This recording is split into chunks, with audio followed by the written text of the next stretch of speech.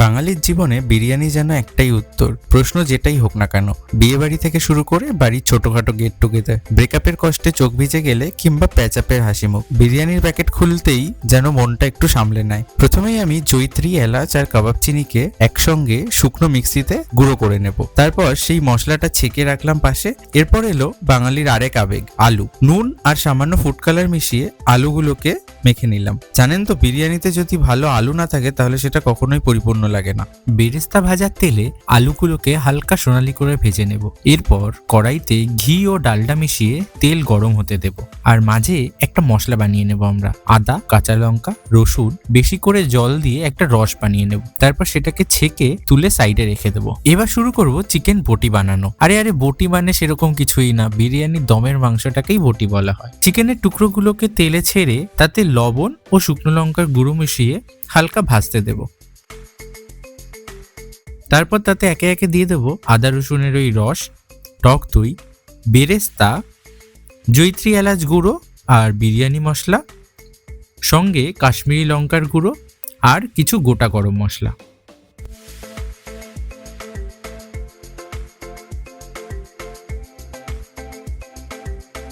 এরপর ঢেকে রান্না হতে দেব ততক্ষণ পর্যন্ত যতক্ষণ না চিকেন 80% রেডি হয়ে যাচ্ছে। তারপর চিকেনটাকে ছেঁকে তুলে আলাদা রেখে দেব। এরপর চিকেনের স্টকে আলুগুলোকে ভালো করে ফুটিয়ে নেব। পাশের হাঁড়িতে জল গরম করে তাতে গোটা গরম মশলা, তেজপাতা, লবণ আর একটু তেল দিয়ে ফুটিয়ে নিলাম। আর আরেকদিকে বাসমতি রাইস ভালো করে জলে ধুয়ে সেটাকে 1 থেকে 1.5 ঘন্টার জন্য জলে ভিজিয়ে রেখে দিতে হবে। আলুগুলো যখন 90% হয়ে যাবে তখন সেগুলোকে তুলে আলাদা করে রেখে দেব। এরপর ওই স্টক থেকে ওপরে ভেসে থাকা যে তেলটা আছে সেটাকে আলাদা করে নেব। এটা হয়ে গেল রোগান। আর ওই যে স্টকটা বাকিটা পড়ে রইল, সেই স্টকের মধ্যে জল মিশিয়ে তার মধ্যে লবণটা অ্যাডজাস্ট করে ফুটিয়ে সেটাকে ছেঁকে রেখে দেবো, যাতে তৈরি হয়ে যায় আমাদের ইয়াকনিটা। হালকা গরম দুধে জাফরান আর কেশরি ফুড কালার মিশিয়ে বানালাম জাফরান দুধ। আর আরেকদিকে দুধের মধ্যে বিরিয়ানি মশলা, কেওড়া জল, গোলাপ জল আর মিঠা আতর মিশিয়ে তৈরি করলাম মশলার একটা ঘোল। বিরিয়ানি দম দেওয়া সব থেকে ভালো পাত্র হচ্ছে একদম মোটা বেসের যে পাত্রগুলো হয় সেগুলো।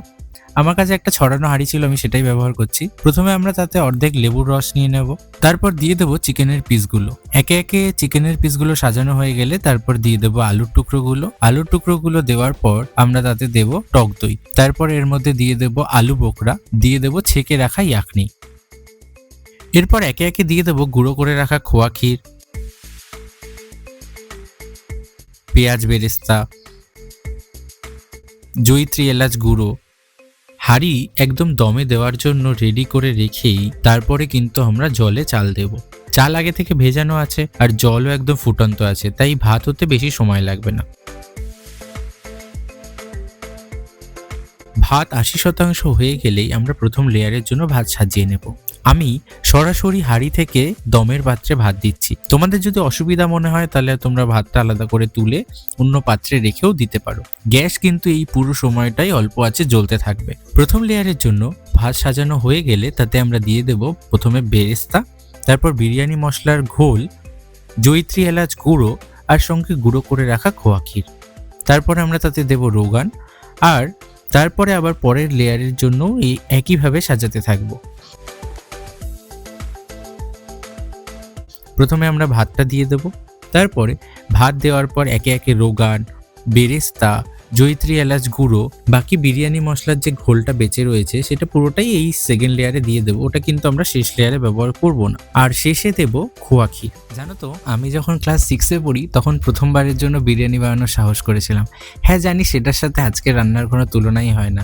সময়ের সাথে সাথে অনেক অভিজ্ঞতা, অনেক জ্ঞান অর্জন করে তবে আজকের এই ভিডিওটা বানানো।